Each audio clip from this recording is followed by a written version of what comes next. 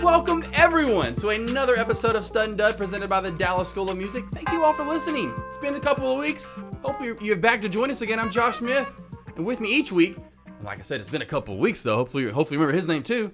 Dr. Bob Lawrence. I mean, he's the doc. Yes. How do you remember Doc? I mean, you cannot forget Doc, right? Let's hope not. I mean, right? He's the guy that come created on. This institution here. Right? I mean. So how was it? The break. It's Thanksgiving. I hope everyone had a good one, by the way, and had a little tidbit from Doc's PSA on last episode, and gave thanks last week. Good for you, man. You know, and not only the platter of food that I laid out. I saw. Good pictures. I think he would have come over. I don't know how much. I would have loved to hear the critique, but I don't know if too much critiquing what would have been done. Yeah, I took my time on that stuff. Yeah, he would have been kind. You think so? I didn't get the invite, by the way. I was hoping up until Wednesday I'd get that invite for Ken. I was like, "Where, Mr. Rathbun's? Fiasco." His house was full. Oh, I'm sure it was, and full of amazing food. All right, but I hope everyone had a great Thanksgiving. Certainly so. Well, let's talk. We'll get into that. What's on tap today? It'll be one of the first things, and the first thing that we dive into, Thanksgiving. We're gonna head back into it, and the Mount. Got to head back to the Mount as well. The Mount Rushmore of Thanksgiving food. What 4 dishes you're throwing up on the Mount? That's tough, man. Lots of dishes out there, even though you're dishing on some dishes last time. The green bean casserole to speak of most, but totally understand it. But anyway, we'll go to that first, and I can't wait till after a couple weeks. I'm kind of intrigued to see what's up, Doc. Oh, yeah. You got to have something good. Oh, of course. Speaking of 2 weeks off, we got a lot of recapping to do, all kinds of sports. We've got a lot of good sports going on this time of the year. Preview of what's to come over the next week and week plus. And the coveted Stud or Dud moment segment. Got to go and pay tribute to another American history past. A little, something that's coming up tomorrow that pays tribute. Got to pay tribute to that. Oh, absolutely. A little American history. I love American. I was huge into history. Everyone should, you learn from it. Oh, anything. People don't want to. They just want to what's history for? Do you not learn from your own mistakes in life? That's history. That's instant history. I know it in 200 years ago that you... Anyway. Hey, man, people don't even know the present, let alone history. Right, exactly. Right? But first, let's go ahead and go. How was the trip to the Ozarks? It was beautiful. Fantastic. Awesome. We didn't make it to the catfish hunt. I heard I would have seen pictures. I know. I felt very... Inside, I was kind of hurt. Thursday morning going, I didn't see any catfish. We didn't get there, man. And, so. It's all right. It's a stop. And unfortunately, if you don't want to make the stop. And we didn't have to, and we were, I don't know what happened. We'll do it next year. That's how it is. That's how I get it. We'll do it next year. Do you see that, people? Yeah. That's how he's going to do my Arkansas stuff. Hey, we went right by the ballpark, man. The baseball park? Oh yeah. Did just a quick little tour again. See how beautiful it is. And I sent you the link about the $25 or however many $1 million complex. It's even hard to believe they're going to try to improve that facility because it's as beautiful as it is, right? So crazy beautiful up there. Obviously, always bringing studs in. Yeah. But no, the trip was great. The Ozarks were fabulous. The weather was awesome. The pictures you had sent me. My gosh, it's just gorgeous. That's why I want to move back there. I cannot wait because that's in your backyard. Yeah, it's kidding me? It's gorgeous. It's gorgeous. Beautiful. We love it, man. It's like the fall. You get the trees actually changing for about a month instead of like a week we get here. Yeah, it was pretty. It felt like Thanksgiving. It was chill in the air, and we had the fireplace going. And had a cold beer. And it used to it. And when you're here, let me get that fireplace going, even though the low's 40 tonight. I mean, you can't. You get my point. There, it's down at 18. You're like, let's get that fireplace going. Yeah, right. So I love it. I love seeing the pictures. But yeah, cooked the feast here. I had the first time I've ever done a turkey, by the way, too. First turkey ever. Really? Never had done one before, and I didn't want to do a full one. So luckily they make those kind of mini ones, like it's just the thigh or the hand, whatever the side it is exactly. And so I was like, that's exactly what we needed. It's about 2 pounds or whatever it was.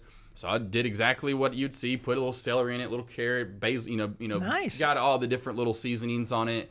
Put it in the oven bag, poke some holes in it, put a little water at the bottom so it'd stay nice. Oh, it was so moist. I was like, Avery was shocked. She's like, wow, I'm impressed for your first turkey. You really have, you've done good. I don't say outdone yourself because I've obviously been around cooking, but thanks to my father and my mother, but definitely my father was always home because, off at 10 for the most part most days, or at least home by noon. We'll just say that. So he's doing the laundry. He's teaching me that. He's teaching me all the basics, which I'm glad. Right. So anyway, dishes. Then, of course, 4 o'clock, 5 o'clock, he's getting ready for mom to come home, so he's cooking. So I'm always in there and it smells. Oh, my gosh. So anyway, so I got that from him. But yeah, then we did the sweet potato casserole. We did mashed potato because we had the potatoes already. I was like, I already got to do a sweet potato casserole, so let's one potato. But hell, let's do some mashed potatoes, too. I got potatoes already. Classic. Yeah, so then we did the green beans. What I cooked a big thing of bacon beforehand to kind of sprinkle on top of all the good stuff. Avery did the deviled eggs. Which, by the way, will not be on my Mount Rushmore. What's that? Green beans. Oh, no. It's just classic. You got green beans. Come on, man. Green bean casserole. They need to retire the green bean casserole. We had green beans, not green casserole. Oh, I had good. green beans. I do green beans. Can we I make green beans. And here's why I cook the bacon. You cook the bacon for why? To make them like my parents did. You get that grease. So then you get that grease and you let it dry up, right? And it's not a big pile of white gook. You throw that at the bottom before you put the green beans in there. Then you put the beans in there. Then you sprinkle a little bacon in there. And then you sprinkle some onions in there. Yeah, but bottom line is still green bean casserole. Green beans though, but green beans, yeah, it's just classic meal. I'm gonna cook that. Hey, you come have me some of my green beans, and you're gonna sop some of that up with that roll. That's another thing too. You gonna roll, you going cornbread. We got to get into that in a minute. But anyway, we went rolls, but green beans with the classic green beans with the. Like I said, right. Anyway, with bacon and the grease in it. Yeah, I'm glad to hear you didn't go the casserole route. No, never. I don't make that. It's got to go. Only casserole I make is the sweet potato casserole, and we made it a couple times because I do kind of like the hash brown casserole. That's pretty good. It's classic. It's easy. It's a southern kind of redneck dish. But this hash brown casserole, it's hash browns. You put the cornflakes on top. Right. That one's okay. Get my point. See, that's my anything that you have to make into a casserole to get people to eat. You shouldn't be eating. Right, exactly. And that's why I think they started making these things for Thanksgiving. Like, hey, here's a new invention. How about this? Nobody eats green beans, so let's just doctor it up with all this other stuff. Exactly. Yeah. And the last thing was, which you have mac and cheese all the time, but not white truffle baked mac and cheese. Did you put some lobster in it? I didn't go. I could have. I could have made it Kent style. But I got the white truffle oil. I got truffle. I went over to Central, which I love Central Market like he does. I love Central Market. Right. They have that massive, like, they have two sides of cheese. It's like cheese paradise. Right. And so we're getting all the different cheeses we need for it, like real cheeses, not just some like, oh my God. So we're shredding that up, putting that in there, melting that down. You didn't go Velveeta? No, I didn't go Velveeta. Didn't go melt a big block of Velveeta down. Could have. I mean, it makes some good cheese, mac and cheese for sure. No hating there, but that. Nothing against Velveeta or the people that eat Velveeta. Yeah, right. Exactly. Okay. All right. But anyway, those were the things we made. But you're a spam guy. You're a spam guy, so I'm shocked that you're not a Velveeta guy. I love Velveeta. I said I do. I love it, but I really like it. But if I'm gonna make a homemade dish for Thanksgiving. I'm not only going out of my way. I'm going to go get the fontina cheese that goes with it. I'm getting the white truffle cheese that goes. I mean, I'm making it to its full effect, and it's amazing. I mean, it's half and half that goes into. I mean, a little flour in there. I mean, it's a full-on cook session, Doc. Right. Okay. And eventually, I'm going to get my dad to help me cook them. I'm going to do he used to roll, and that's why he would be impressed. Can't keep thinking that he's here. My dad used to roll chicken and dumplings. That's are you freaking kidding me? Right. Old school. Old school. And that's actually, and I totally forgot about that. That's what I messed up on until today. Anyway, we'll get to that here in a minute. Anyway, so I made a nice big spread. We literally just finally got done eating it like Wednesday. So you got some thing too, and there's only like 2 people. You're eating it like all week long. And that's why I say by the time you're done, they're like, no more sweet potato casserole until next Thanksgiving. Yeah, somebody said to me before Thanksgiving, oh, you're going to go to the lodge and they're going to cook you Thanksgiving dinner and everything? I said, oh, yeah. And they go, oh, that's awful because, the best thing about Thanksgiving are the leftovers. And I said, yeah, and the worst thing about Thanksgiving are the leftovers. Doing all the cleanings. Oh, my gosh. That's the worst thing. Are you kidding me? That's the worst. I had to do all the dishes. Are you kidding me? Yeah. I'm a dishes guy, so I'm totally, well, not that Avery doesn't have, but yeah, I totally will dive into it. But I mean, a lot of it's baked in there, and then you're recooking it, reheating it. So now what? It's caked up on there. So now you got to let it soak for like a day. Yeah.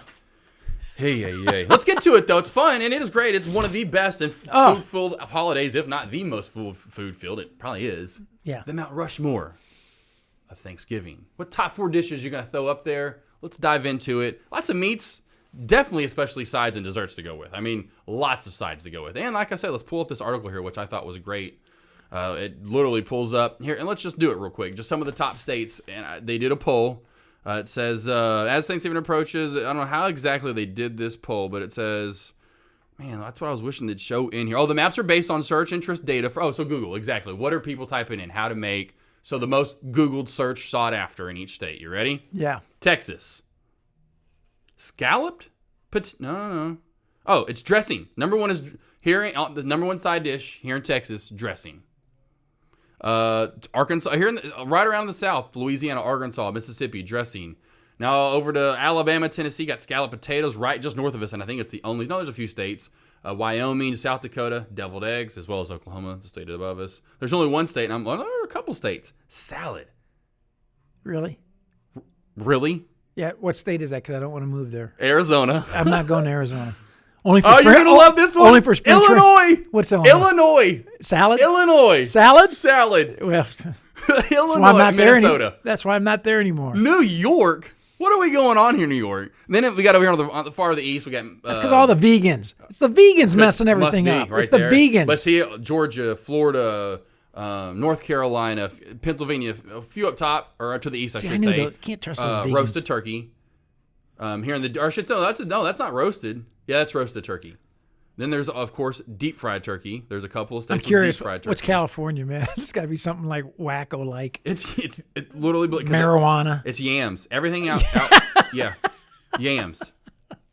Yams there, Nevada and Utah. Okay. What is mashed potatoes is Colorado. I can go with that. I like that. But there you go. So there's a side dish. Now let's go with the desserts. What do you think Texas is going to be? I'll go pecan pie. It is. There you go. Arkansas, all over the South, pecan pie. Up top, a lot of the northern states, New York, Nebraska, Illinois, Minnesota. I mean, all the way even Utah, over to Utah. Illinois, I should say. I already said that. Indiana, Ohio. Anyway, a lot of states. Brownies. Yeah, what? Yeah, really? What? Sweet potato pie straight out east. That's where my grandpa came from, like northwestern Georgia, kind of Tennessee. But Tennessee's is pecan. But sweet potato pie, Georgia, South Carolina, North Carolina. Then out west, it's just straight pumpkin pie, which that's one of my go-tos for sure. Anyone's, for the most part, that or pecan. Right. There you go. I mean, there's a couple of apple pie, apple fritters. Here's the one state does Maine, pumpkin chocolate chip cookies. Yeah. Okay. There you go. But number one took first place was pumpkin pie with 15 states. Sweet potato casserole. Anyway, I guess that was one of the number. But yeah, there you go. So there are a lot of side dishes you can go with. I mean, obviously. Right. So, Doc. Yes. After kind of looking at them all, what are you going to go with? Your top four? Well, you got to go meat, right? You going to go meat? I'm going classic, right? I'm a classic Thanksgiving guy. So I'm going to go, I want my turkey. Right? Gotta have meat. Gotta have side. Got to. I mean, someone's may go all sides. The way I went about this is if you said to me, I'm going to have my last Thanksgiving meal. This year would be my last Thanksgiving meal. If that were the case, my Mount Rushmore, I'd want green casserole. I want a classic turkey. I want bread stuffing. I do not want cornbread stuffing. I want bread There's stuffing. Two different kind, yeah. Correct. I want gravy. Got it. And I want cranberries.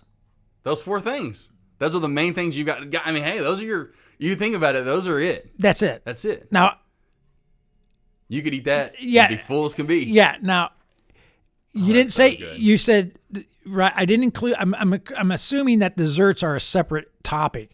So then I'd have my pecan pie, but that makes it 5. It does. So, you know what? Here's what we'll do. I'll give you one combo side, and it's going to be up there beside each other. The gravy and the cranberry sauce. The gravy and the cranberry sauce. That's so you're for your side. That's right. And then I'll throw in my pecan pie. Boom. I love it. There you go. Got to. That's classic. That's super classic. I mean, somebody could argue with me and say, no, pumpkin pie. I like pumpkin pie too, but I guess, man, since living down in Texas it's changed you over a little bit. It's changed over. I like the pecan pie, so I'm going that route. I love it. All right. Right there with you at number 1. Got to go turkey. I'm going to go deep fried because I'm from the South. Love deep fried turkey. God, the taste when it's when done right. Oh, man. Number 2. Got to, and I messed up here. I know where my dad's chicken and dumplings. I know it's a little different. That's a little different. But I don't think chicken and dumplings when I think Thanksgiving. No, but you know, I'm talking about it's mine. your Mount Rushmore. Yes, right. And when I have one, if I want what I grew up with, and anyone would argue when they came, that's one of the main things they wanted were my dad's. I'd almost bypass that. Obviously, I'd get a little deep fried turkey, but the main portion I would get. Because you can have that all the time. I know people try to do it, and it's never that good when you go to, you don't see it that often anymore. You'd go to Luby's, I guess, if you want to find it anymore. But when it's done right, because my dad, like I said, he would roll out the dough. He'd make a batch stock. It wasn't good enough. Throw it out and make another one. Right. He's picky about his chicken and He was like this guy cooking. I'm like, Dad, no, like what? And he'd have to roll it out, dough, flour the counter. I'm like, come on, Dad, relax, man. Right. So now that's why he just doesn't do it anymore. He's probably made 100 batches in his life. Dad, relax. Let's go to Luby's. Yeah. Even though they're not even nearly as good. They're really salted easier. down. That's what he does now. He totally rigs it up for where he gets the dough from. He doesn't even. Wow. But he used to do all that. So I'd have my dad's chicken and dumplings at 2. So you got turkey, chicken, and dumplings. Almost went my mom's dressing and cranberry sauce at 3. It's so close. You win it, so I'm gonna let you have it, and it's kind of taken over for me over the last few years. Sweet potato casserole. Oh, I like sweet potatoes too. See, that's tough. It was tough. That's the thing is that's what sucks. I have them all the time, so I'm like, yeah. I'm trying to choose stuff I don't have all the time, but I don't have all the time. Sweet potatoes, we always cut them up or not fry them, I should say, on the oven or in the grill. So good for you too. They're healthy. But man, that sweet potato casserole is something else. It's classic. It is. It's classic. And then 4th, I got to get a dessert in there, so I'm going pumpkin pie. You're going pumpkin. Deep fried turkey at number 1, chicken and dumplings 2. I've got to, like I said, that stuffing and so on. That was so close there. Where did salad come in? Yeah, I was like, where? Right through here. Yeah, deep fried turkey. I definitely am. So once again, let's run down yours. 1 through 4. Turkey, bread stuffing, gravy and cranberries, right? Yep. And my pecan pie. And then I'm gonna go deep fried turkey. My dad's are, of course, I'm gonna get there when they're done right. Chicken and dumplings, sweet potato casserole, and I'll go pumpkin pie. And those are all home. Like my mom, you want it all home cooked. Yeah. Oh, for sure. Sweet. Those, man. And here did come in close too on mine. Besides my mom's, the stuffing that was right there, but then deviled eggs because I don't ever have that deviled often. eggs. Yeah, right. And then for dessert, that would have taken over really the last this century is the coconut and chocolate cream pies. Those big fluffy. Yeah. Yeah. Exactly. They have those at the Catfish Hall. I know they do. And so there you go. Those are the close calls, but I like what we chose there. I do too. That was good stuff. You Yeah. got to talk some food. Yeah. Let's do some recapping. Yeah. For NBA. Yeah. Did you, it happened about in the last week, the missed call by the refs, and they now they're going to see if they try to replay the game. The missed dunk call. He made the dunk, but they missed, and it for came James back. Harden. Yeah. Went through and out so fast. I've never really seen that. Then they somehow missed it, and I'm like, well, your reaction didn't help. He ran back over there like he missed it. Like, well, I made it. I'm like, why'd you run back over there like you didn't? Although he did make it. But regardless, that was really odd. And then there was a few things odd in that game for sure. That was a very odd game. The Warriors ended up winning. The Rockets were up like 20 plus. I think it was Harden. I think it was Westbrook. Harden though, man. That guy just needs to learn how to play basketball. All of them do. Harden. Oh, yeah. Here's a little announcement for Harden. Basketball is a team game for sport. sure. I don't remember if he doesn't think it's a team game at all, that guy. No. It's all him. And that's why I hated with Westbrook wanting to team back up with him. I'm like, y'all were better because now he's getting this big head about himself, and y'all it's going to be y'all two or nothing. It's interesting when that OKC, right? Harden was not the guy. That's what I'm saying. Yeah, he was not the guy. He was a great third player between KD and Russell. Right, he was not the guy. Now he thinks to be the guy. Now he's going like, this is my team. Yeah. Oh yeah. And can you imagine saying to Kobe, Westbrook, Michael, Westbrook, but even Kobe or Michael. Right, this is my team. Yeah, exactly. Right. So I think that was what was obviously the reason with Kobe and Shaq. I just hate watching the Rockets. They have so much talent, but it's hard, and he's a ball hog, man. Big time. Can't What stand I'm it. sure you do love seeing is the Mavs looking pretty good lately. Going into LA and beating the Lakers. The Mavs that was a big game. Listen, the Mavs are the real deal. Yeah, man. hey, this is unlike your Super Bowl picks. Whew, it's every other for you. I think you got the. I might be a year off with the NFL. I might be a year off on the Cleveland pick. Once they they're getting rid of Kitchens, head coach. Yeah, once they get some new coaching, there's talent there. Definitely, it's what everyone's saying. I mean, it's definitely some talent. Obviously, you just got to. Just might be a year early, man. We'll see. Hey, I'm so ready for this time next year, and if they're like 11-2 or whatever. I like the Browns. I like the Browns, man. All right, back to the Mavs though. The team that I'd much rather be rooting for. Right. Anyway, I'm sorry, the Mavs, right? Not the Browns. Right. Browns. That's just still not sold on Baker. But anyway, back to the Mavs. Hey, Luka, I love his commercials though, man. Oh, he is a good. He's great for those. Those commercials are. He's like the new Peyton Manning when it comes to having a little charisma and for the NFL because the NFL doesn't have that really. You know that Brady's one where he's in kinda, you know that one in the tunnel where he's trying to find Mm-hmm. the right. Gardner always goes, he must have seen his dad do that like 100 times, right? Because he's just imitating his dad. Oh, I'm sure, yeah. He's just imitating his dad, man. With the Mavs looking good, but did you see the game against LA? Did you even see the highlights? I did not see the game against LA. You see they beat them though, right? Maybe? Oh yeah, I did see that. Yeah, okay. Oh yeah. But speaking of which, they did lose to the other LA team at home. So it's kind of funny that they went to LA and beat the Lakers, but lost it. See, I mean, it's hard, especially with those two teams. Those are the two teams out in the West, and crazy that both the LA teams are going to be probably the two teams this year out West. Of course, there's going to be other Denver, you know what I mean? But though it's crazy to see LA and LA going to maybe have the two best records. Speaking of the Clippers, big game tonight as they face the Bucks. So a little NBA Finals preview on my side. Remember, I had the Bucks and the Clippers. That's going to be a good game. It is going to be a great game tonight. So anyone watching some basketball, though, I'm sure this, obviously by the time you hear this, it's already happened, but a great game tonight. Hopefully everyone catches that or did catch it. Bucks are cruising with 13 straight wins, by the way.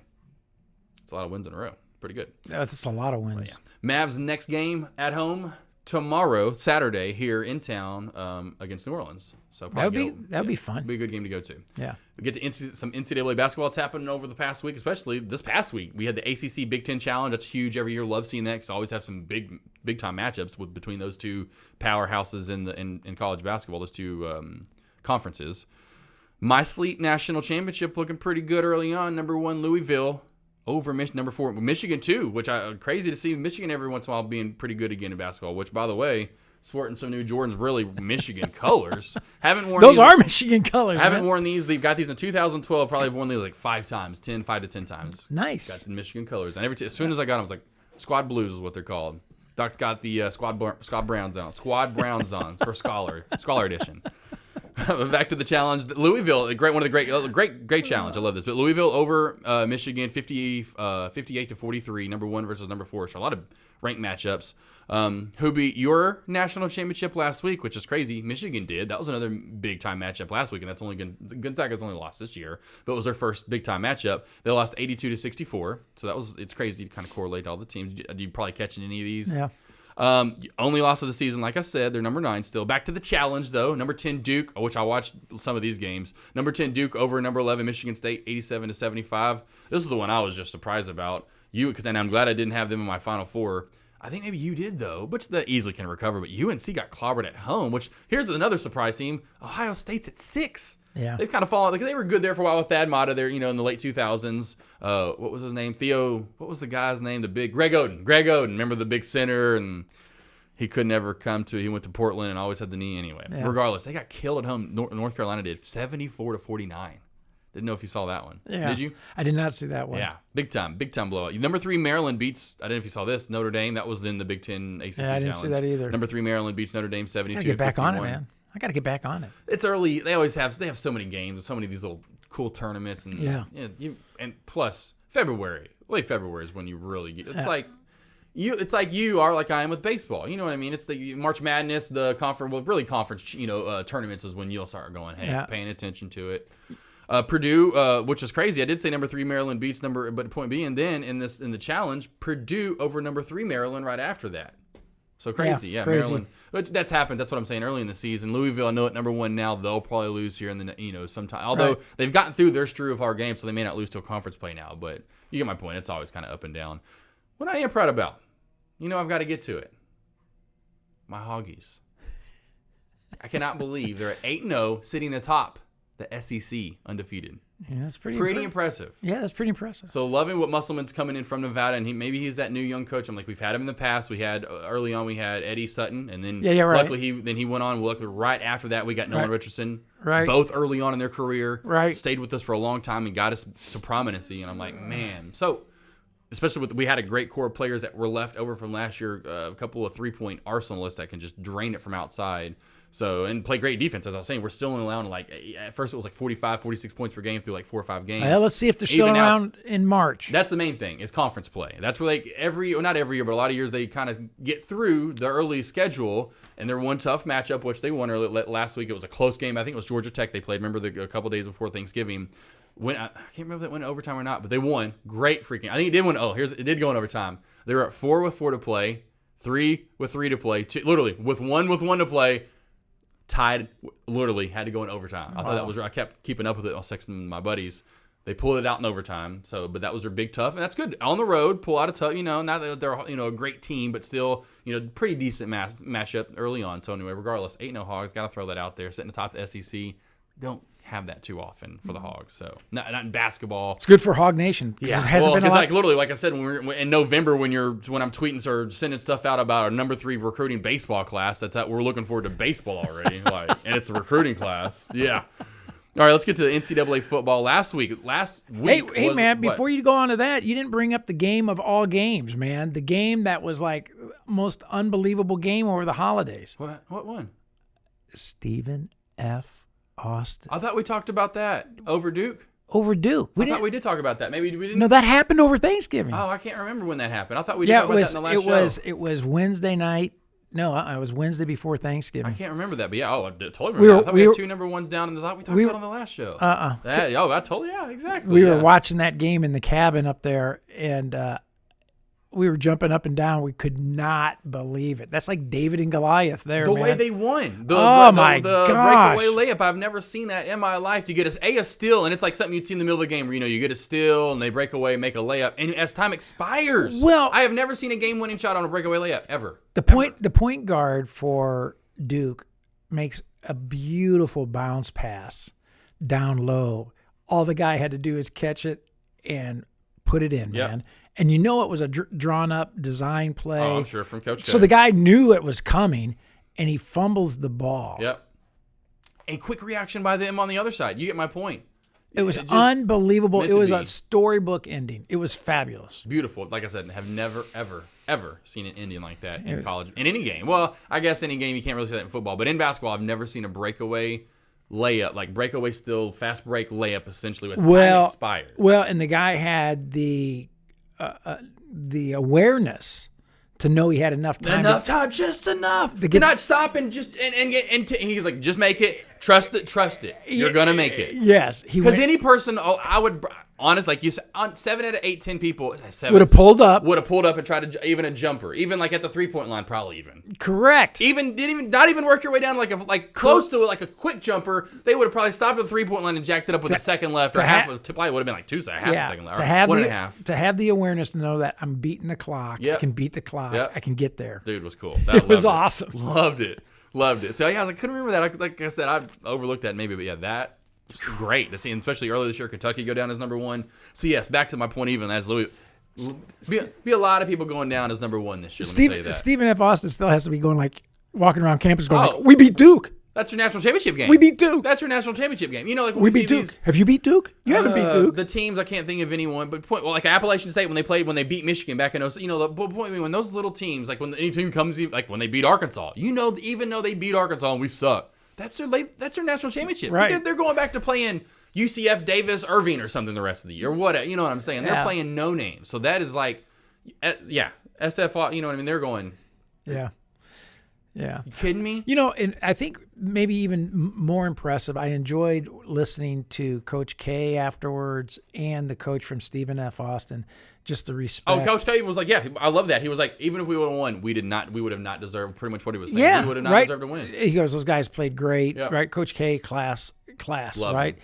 And wish he was still coaching our USA basketball team. Right. And the Stephen F. coach said he had so much respect for Coach K and the Duke program, and he said, he doesn't have to play us, and he agreed to play us. Right, exactly. That's what I'm saying. That's their national championship game. He didn't have to play us. That's what I'm saying. Like for them, they could lose every game the rest of the year, Doc, and they would still be walking around. Yeah, we beat Duke. Who'd you beat? Yeah, besides us, I don't care. It's cool. I know we beat Duke and all, but now then they're gonna say, well, we could beat Duke if you beat Duke. But anyway, but you get my point. But they not only beat Duke, but they beat Duke at home. Yeah. Oh my gosh. Heartbreaker fashion too. Crazy little bit. We'll go back to now NCAA football. Not too much to go over last week. The last week of the season, the big game was at the Big House. Ohio State rummaged through Michigan.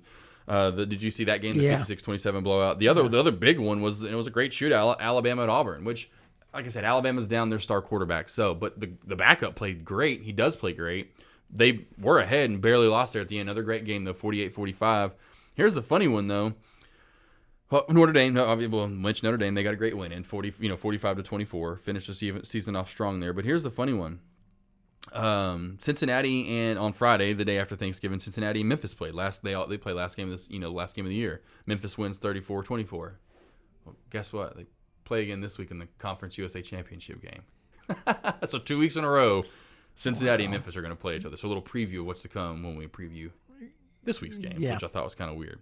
Anyway, NFL Week 13, Turkey Day games. Doc, Cowboys, what is up? obviously everyone's talking about it. I mean, obviously it's time to, and we'll get into even this week's games, but last week's games, is it about time? I mean, this has got to be the year, you think? You should know what I'm even talking about. Yeah. Obviously, well, it should have already been done. Okay, first of all, Jason Garrett should not be fired. Jason Garrett should walk into Jerry Jones's office and resign. Right. There we go. I like that even better. Right. He should just walk in and resign. Just stop the madness. We'll get into a little bit more in just a minute. Broncos, crazy ending to that game. Boy, they've had some weird endings this year, literally from the start to earlier in the year to now even. Anyway, the Broncos-Chargers tie 2020. About to go. I pull it up like I usually do on Sunday. We'll pull it up on my computer that's connected to. Or no, actually, I used to do that. Now I can just on my new smart TV. I can just pull up the web browser that I can pull up the games from. It's called VIP Box, whatever. It's cool. You can pull up the game. It's pretty much in HD. It's awesome. Anywho, so I'm watching. And it's like the telecast in Denver. So afterwards, you're watching like Denver news, which is really cool. So anywho, I'm watching the game. It's 2020. Chargers just tied the game. I'm like going in overtime. Crap. I'm going to go grab a couple of beers real quick. I'm like, man, I had beers. It's overtime. I'm going to run real quick to the gas station, give me a couple of beers. Go to the gas station, come back, and I'm trying to, the game's up. I'm like, why is the game? I'm trying to figure it out. I hadn't pulled up my phone yet because I'm trying to, because the game, it's like, I'm like, what's going on here? What I'd missed in like 20 seconds that they had left, they go ahead and run a play and just throw a bomb down the field. Pass interference on the Chargers. They get the ball at like the 30-yard line with like 3 seconds left, kick a field goal before I can even get back and win the game. Did you enjoy your beer? I did afterward, but I was pretty pissed about it. So anyway, the Broncos were crazy fast. You got a pass interference call, and then they win the game 23-20. Other big one last week, the Patriots knocked off by the Texans. Yeah. Texans looked good on that game. Yeah, they did. It was at the Texans, granted. Monday night game was another fantastic. Seahawks and the Vikings, another great game. And, man, I'm just crying and just texting Dad going, maybe he didn't want to come. I can't remember. I have to look back to articles and see more so and dive into it or ask someone. Maybe no. I wish I could get a hold of like my buddy Adam Schefter, ESPN. But anyway, I wish we got Denver. I wish we got Kirk Cousins. You know, in that year, I forgot. I still is now slipped me even the other day. Every time I try to think of the guy's name, he went to Washington. Who's the quarterback that we got anyway? We should have gotten Kirk. The guy that was at the Vikings. Remember the guy that had the 1 year that he'd been in the travel? Yeah, right. And then we got him for 1 year, and he went right back to what he was before. Right. The guy that was at Houston. God, what is this? Anyway. I was like saying in that game, I'm like, man, if we had Kirk Cousins, I mean, he's not like, oh my gosh, Russell Wilson, or in that upper echelon, but he's right there. He's not a Trubisky. Oh yeah, certainly not. Oh, Mitch. But which looking like the Bears may even get rid of him next year. Man, not by the way he's playing, man. Lately. Come on. Earlier this year, people were doubting him. Oh yeah, I know, but man, all of a sudden, dude, what the heck? Which we'll get into that. But the Seahawks, great game. They pulled it out the end because Russell Wilson, man, he's a stud. Yes. Primetime games, they showed us that at the very end. So like primetime games, so like Sunday Night Football, Thursday Night Football, Monday Night Football, Sunday Night Football. Well, anyway, it was like 26-5. He's like pretty much unbeatable. It's crazy. I'm like, man, in primetime, he is huge. Also, a little recap, which we'll get into in a minute. We'll do that one. Well, actually, just get in that real quick. We'll do a little Doc. Well, it's about fantasy football playoff time. Making a couple of wins, making it interesting now. You know, you got the team. I mean, hey, we got talent. You know, so I'm making a push. You are making a push. I'm making a push. I take it easy during the year, and then I make a push. Okay. It's about Josh. It's about pacing yourself. Okay. And it's about being prepared for the playoffs. I'm not going for the easy wins at the beginning of the season. Oh, and the Cooper last night got you pretty good. 17 points last night from Amari. So we're looking. I mean, it's got a good matchup this week.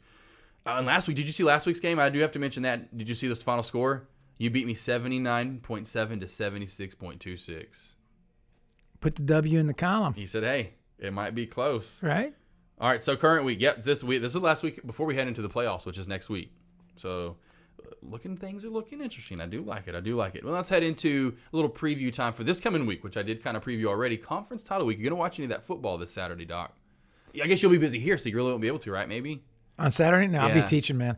Saturday's a busy day for us. So I got to record any games I want to see. All right, so let's kind of go over them real quick. Obviously, I already teased, which they're playing back-to-back weeks, Cincinnati and Memphis. So they're going back-to-back weeks. Memphis beat that's a SMU, so they unfortunately get the... I don't know what it is about that, but that's a snoozer game to me. well, yeah. I don't even care about that game. But here's what... You can call it a snoozer, but I bet the final score will be like 52-48. That's the only thing. It won't be a snoozer. It'll probably... Watching the end, though, it'll be like 3-6. People are like, what the hell? What are y'all doing? But yeah, I bet in the end it's going to be, that's the only thing about it. It's going to be a high scoring, you won't see much defense game. You'll see just a bunch of score, which is people who like, keep you entertained. Right. Friday night, which I was of Pac-10, 12, whatever you want to call them anymore. They always like to do it's Pac-12 championship, but they're literally on 10 games, 10 teams. I wish they'd change that. They're just going to stick with their old traditions. Like, you only have 10 teams. We're going to be the Pac-12 still. Yeah, right.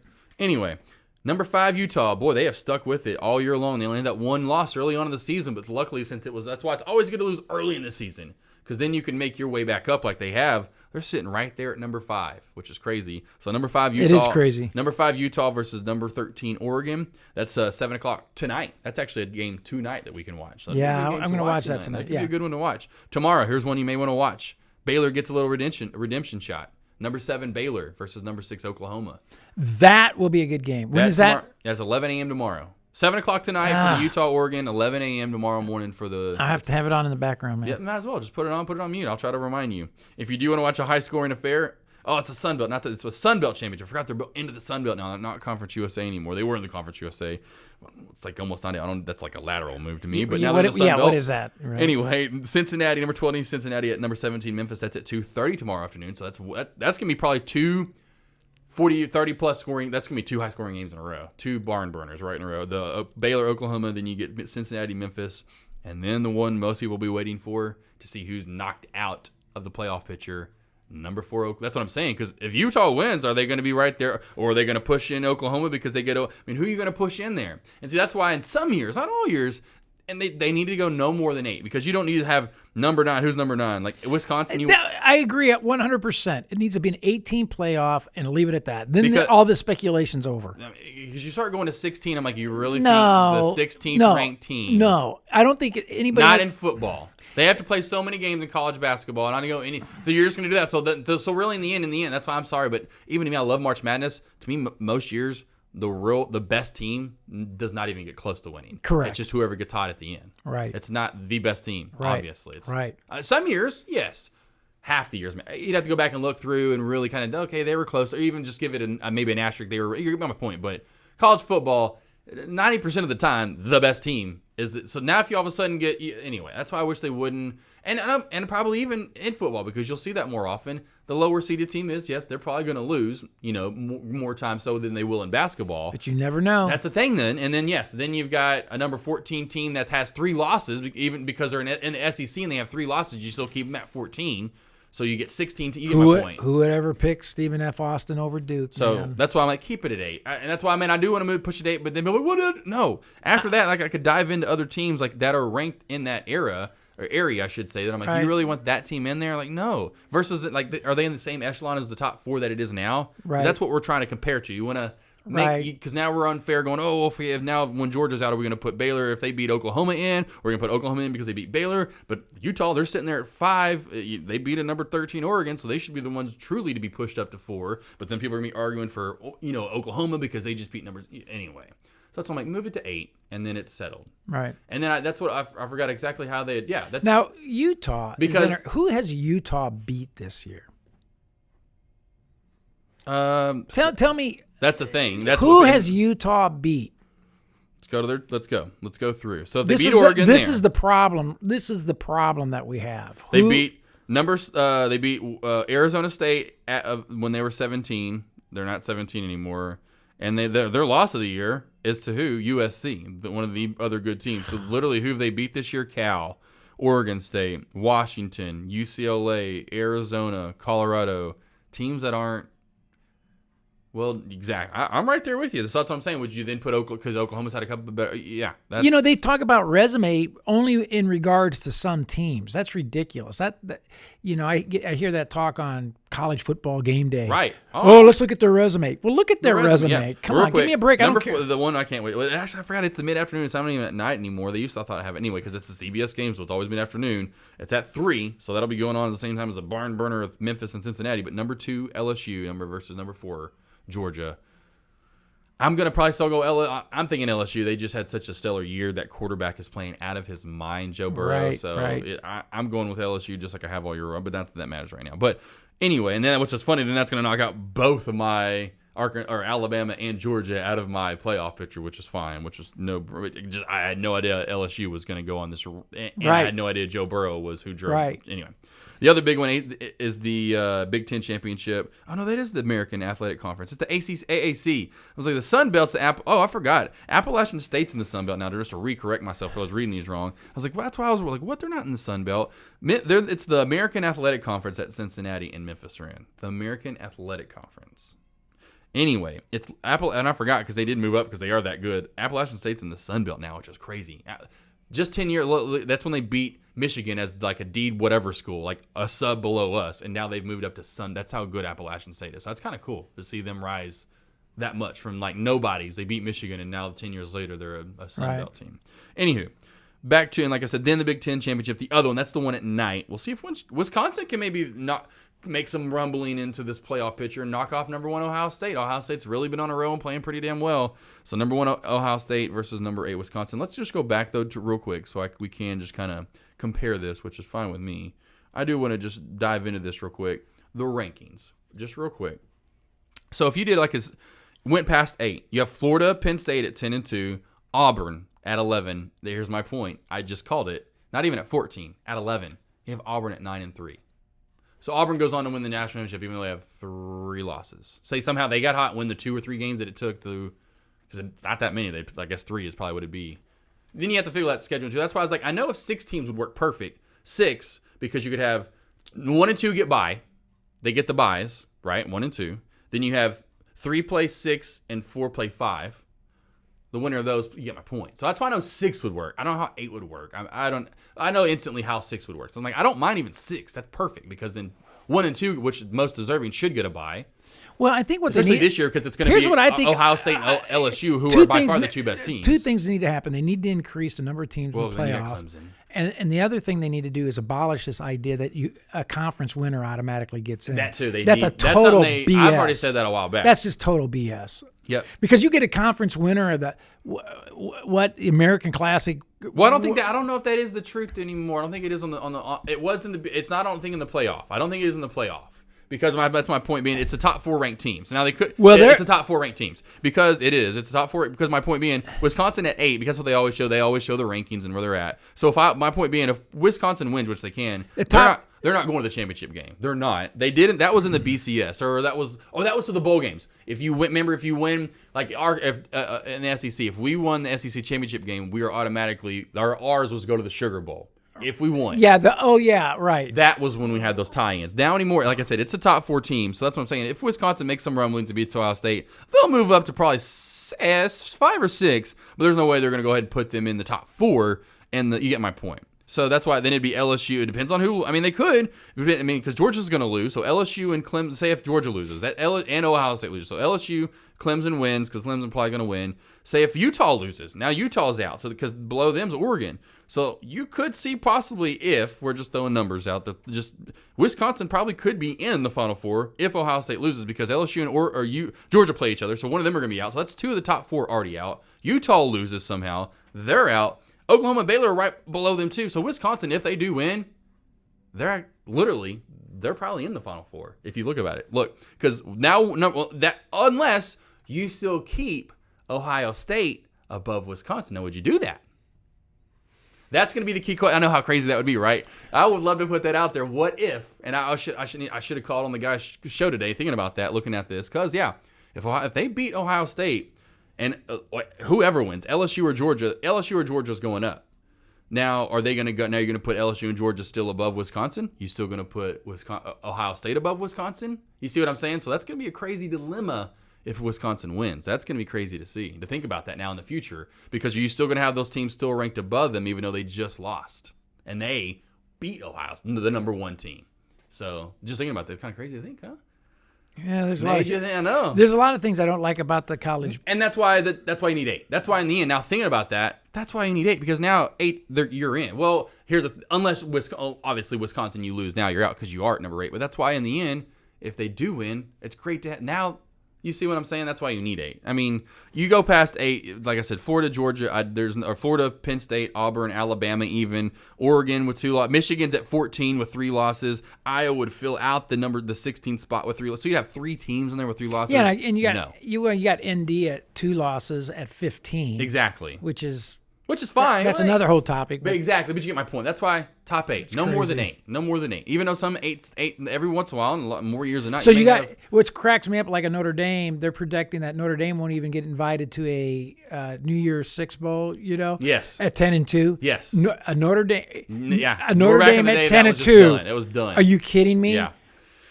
And same thing with Alabama. That Alabama wouldn't at 10-2. Are you kidding me? If I was Alabama and Notre Dame, I'd say take your camping. Yeah, now they're going to have, the Alabama too is going to have to go to some. Yeah, take your Camping World Bowl and stick it.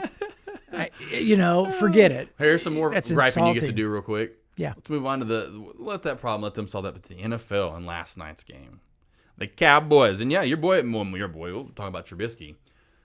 Man, a little fourth quarter comeback trying to make by the Cowboys. A little too late. It's just it's a team in a disarray.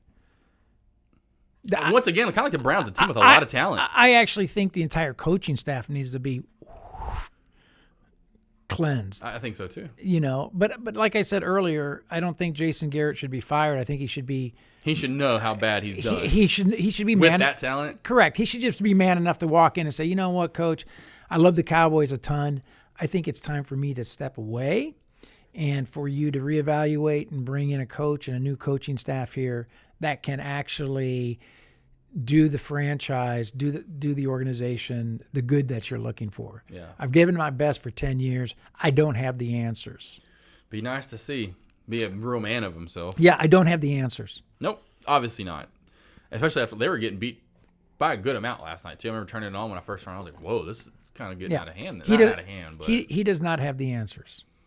And like I said, pretty damn good quarterback, really good running back, and Jason pretty Garrett, good wide receiver. Jason Garrett probably needs to go back to being a phenomenal offensive coordinator. I said that years ago, and that's why I'm like, man, I need to just be a consultant. I wish I went into consulting. Look at what's his name? Your boy with the Broncos, the defensive coordinator. Wade Phillips? Yeah. Boom. Said it years ago. There you go. I said it when he was our head. I said this in the 90s. I mean, man, I should have been a consultant for these NFL teams making millions of dollars. Because you can just tell. You want to maybe give them another try, but once again, what did we talk about when we started the show? About history. Yeah. Kind of repeats itself and you learn from it. There's no reason to go, well, let's force something again and maybe it'll work this time. Usually 9 times out of 10, that's not going to work. Right. It didn't work before. Why that circle's not going to that square? Back when you're a kid, it's going to go through the cylinder. Right. Anyway. Right. So ridiculous that, like I said, like you said, that he's been around this long as the head coach. Love the guy, great guy. Love him. He interviewed such a nice guy, but like you said, just like Wade Phillips, just needs to be in that retrospect too, especially being that he's with the Cowboys and being a nice person, but just needs to be a coordinator and just perfect that. And we're really good at that. He's not a good manager of the whole entire team. Well, another guy that falls into the same. Who was the offensive coordinator for Jimmy Johnson?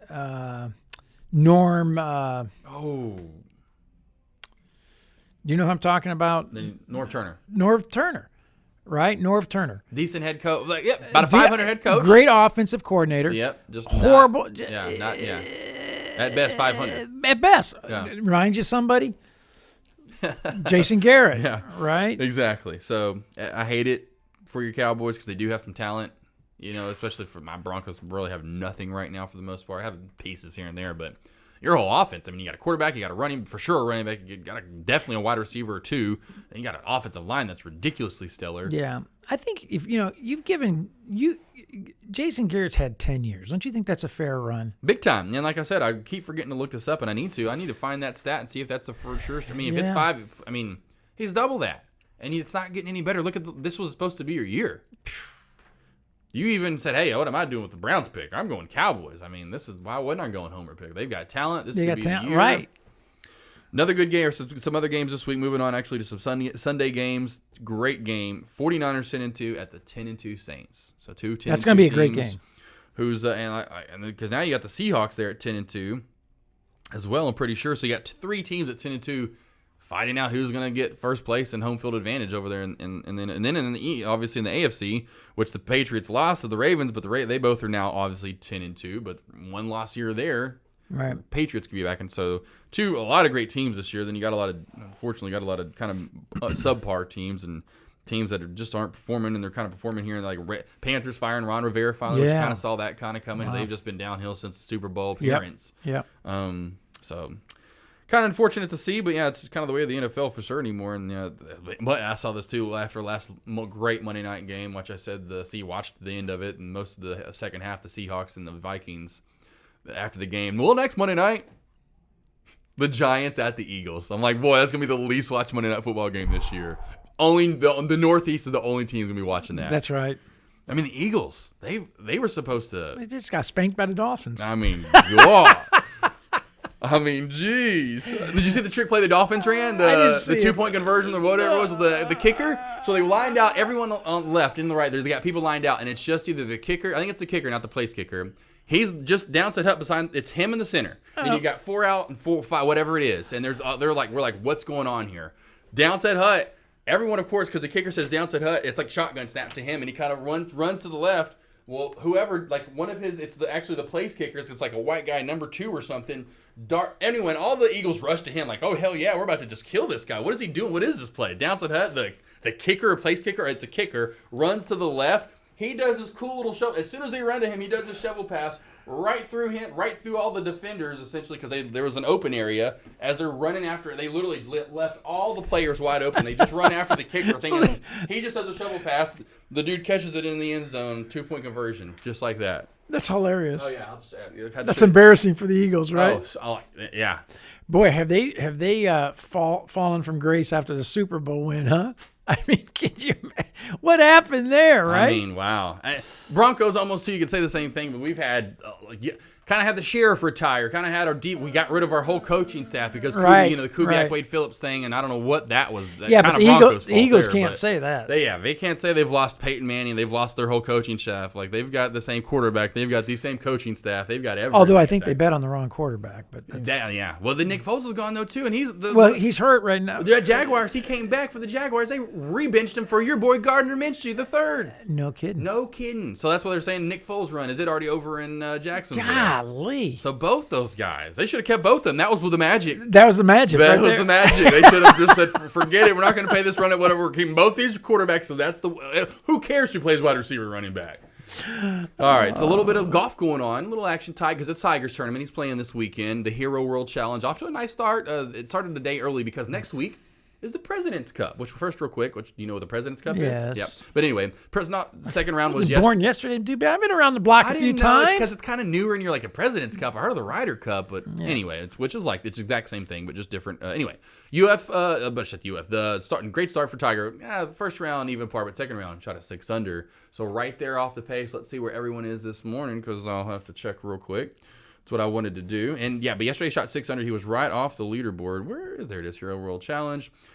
Patrick Reed's at 12 under. Woodland's at 10 under. I don't think Tiger's teed off today. Oh, he just teed off. He is 1 under through 4. He's at 7 under. So he's tied for 6. And you got, Patrick Reed, Gary Woodland, Justin Rose, Justin Thomas, Hendrick Stenson, or whatever Rahm is. It must be maybe another. But anyway, Simpson, Ricky Fowler, everyone, Matt Kuchar, Spieth, Schauffele, Watson. It's loaded. So to see Tiger at 7 under and tied for 6, I'm telling you. Yeah.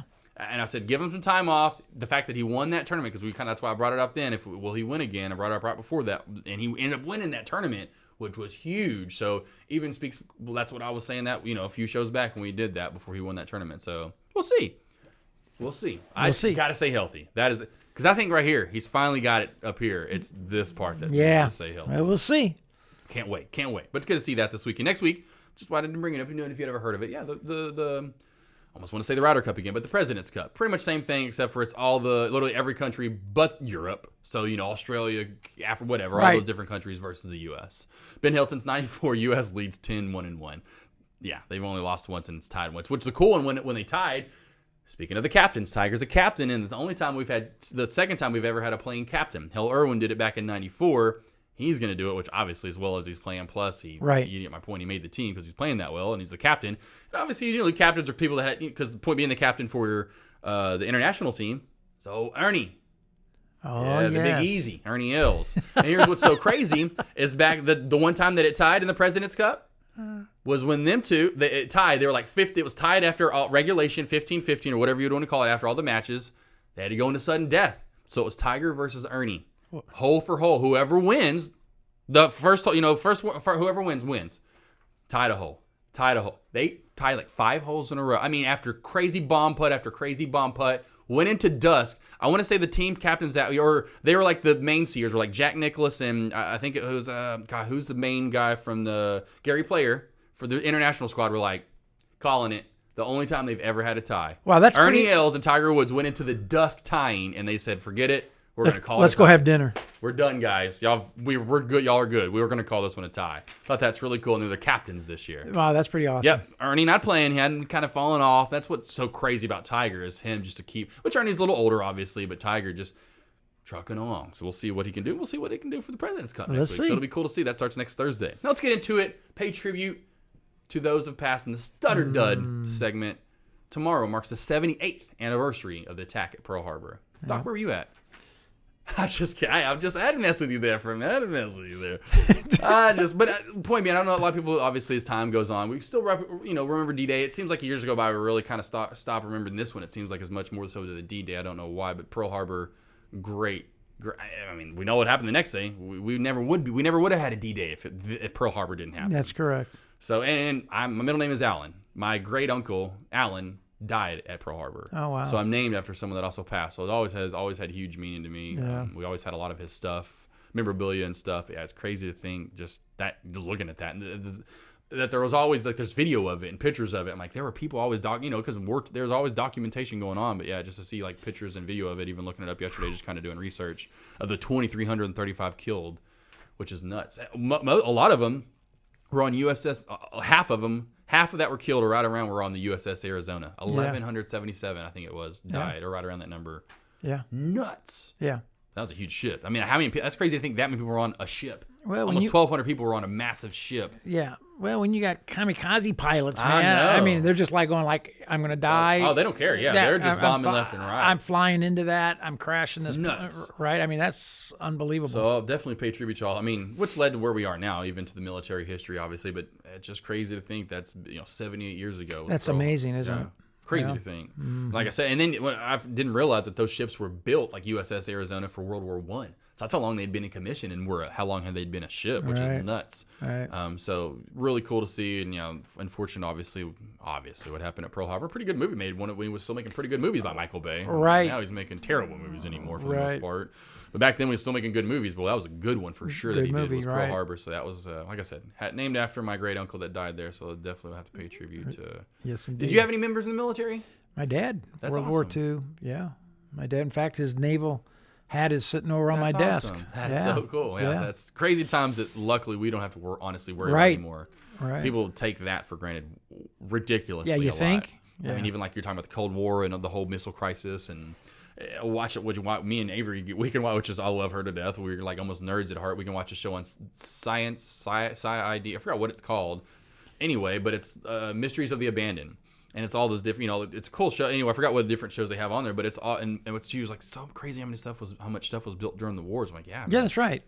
It's exactly what, the reason for it, and how and then it's abandoned. Like they use it for like 3 years and then 5 years. Right. Then, or maybe some of those cases longer because we see prisons. We saw kind of different things on that show, which was really cool. But you see these bunkers and different. Right. Very fascinating for sure. So if you ever see that, look for Mysteries of the Abandoned. I love that show. That's fascinating. But lately we've been watching a lot of it, and that's what you'll see a lot of. What's that, Netflix, you said? No, it's on like I'll look it up real quick. Mysteries of the Abandoned. It's going to tell me which show to look for it on, which network to look for it on. But it's been on, like, it's on Thursdays or Fridays. All right.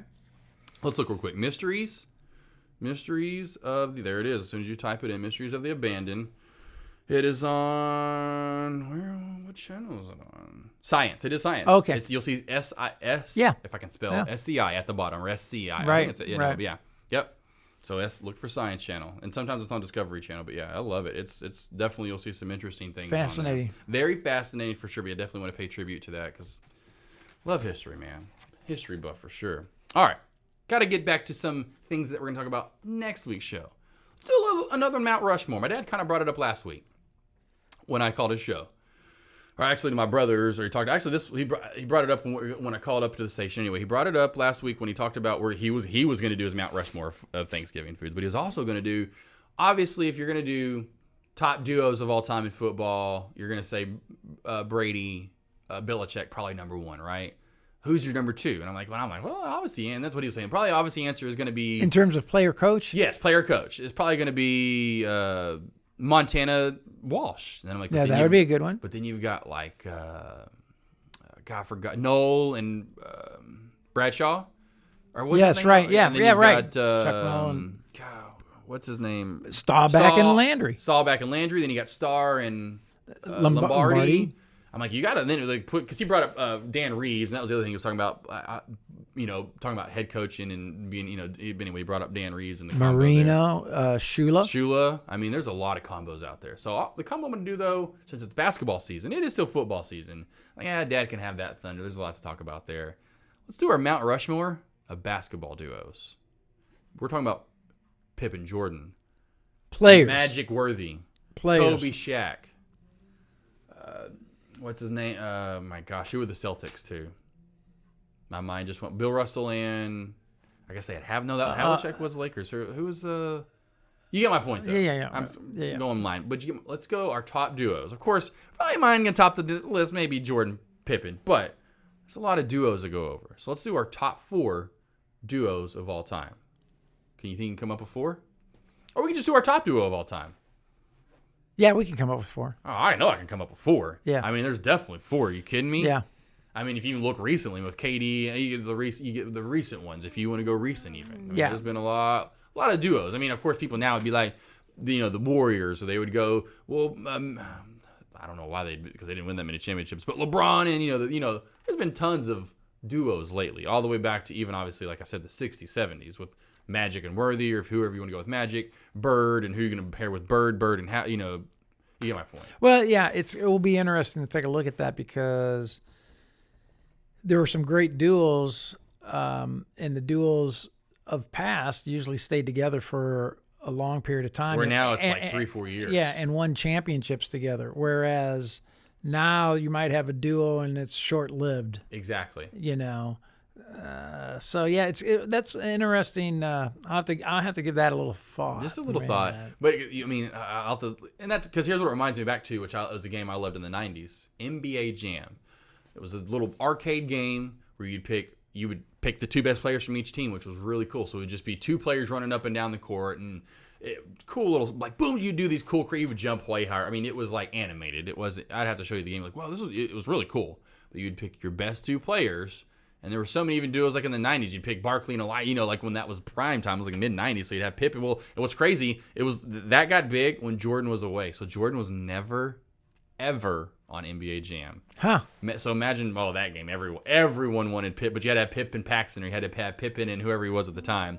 But then you get my point. But even in the 90s, they had a Drexler, I mean, there were tons all throughout. Right. If you just kind of take a look. So I'm going to dive into that. We'll do our top 4 basketball player duos of all time. We'll get into we'll do it, and then because I want to get into this too, for sure, and we're going to get into our top quarterback wide receiver duos of all time. That'll be our next one that we'll do after that. I'll let Dad do the quarterback. Yeah, let him have that. But we're gonna do player duos. There you go. Basketball first. The week after, because the week after that, next week because it's the weekend before. Obviously, my point being, we have 2 weeks left before Christmas. Next week we'll do the basketball, or I should say, our Mount Rushmore basketball duos. The next week we'll do a little Christmas. Can't even talk right now. Themed episode. Then when we come back, since it's gonna be playoff time, that's when we'll do our Mount Rushmore of quarterback wide receiver duos. All right, very good. So we'll have some Mount Rushmores to look forward to. Oh, I like it. And then we need to let's get some. Maybe get Kim back in here to maybe cook something, and get Big Hatcher in here to maybe. He would love to weigh in probably on the quarterback wide receiver duo thing. So maybe look for him to come in January, playoff time. Yeah. We can talk to him why the Cowboys aren't in the playoffs, even though watch them have a losing record and still make. Because here's what you're thinking of. Here's what's stupid in the NFL: just because you win your division, you get to go to the playoffs. Yeah. And get a home game. There's gonna be like a 10-2 or whatever, a 10-6 or whatever, 11-5 team. Hey man, and Dallas versus a 7-9 Dallas. Hey, when the Giants won the Super Bowl, they were 9-7. 9-7, not a losing record. Well, let's hope. But still, trust me, I'm right there with you because you just never know. You never know. But they man. caught fire at the end of the season, big time. Yeah, big time. Which I'm not sure is going to happen. Because what'd they do? At the end of the season, they almost beat. They were already caught on fire. And then the last game of the year, I think it was the last game of the last game of the year. Remember, they almost beat the Patriots. There was that shootout. And then they did, because that was the year the Patriots were undefeated. You're right. And then they ended up getting them. Right. So you never know. So if the Cowboys somehow Well, win, if the Cowboys would have came out hot last night, I might be saying, hey, they're and they end the season strong. You went out in December. Yeah. Then you're saying something. Yes. Then you're saying something. But anyway, next week, let's get to basketball. Mount Rushmore basketball duos. What's up, Doc? Yes. Christmas time of the year, I'm sure we'll have some crazy stories going on. All of course, kinds. recap and preview, all that and much more. Well, the big conference championship games this weekend. See how Tiger finishes off. Don't forget to subscribe. iTunes, iHeartRadio, Spotify, SoundCloud to hear all the episodes. Follow us on Instagram, Twitter, Facebook, YouTube. That's where you can see the episode. And studdund.com. Man, we need We got to put that up there. We need to. But it's always good to start with, Dallas School of Music. 'Cause that's who we're, presented by right here. This beautiful building. Thank you all for listening. Until next week, when we get into those duos of basketball and much more. Can't wait, man. Well, you know who's going to top my list. I mean. Oh, yeah, you think? Well, I got 3 more to come up with. Come on. I know he better, that two better make your list. Or They will be. Okay, They will. Come on. All right, until next week, I'm Josh Smith. Bob Lawrence. Peace.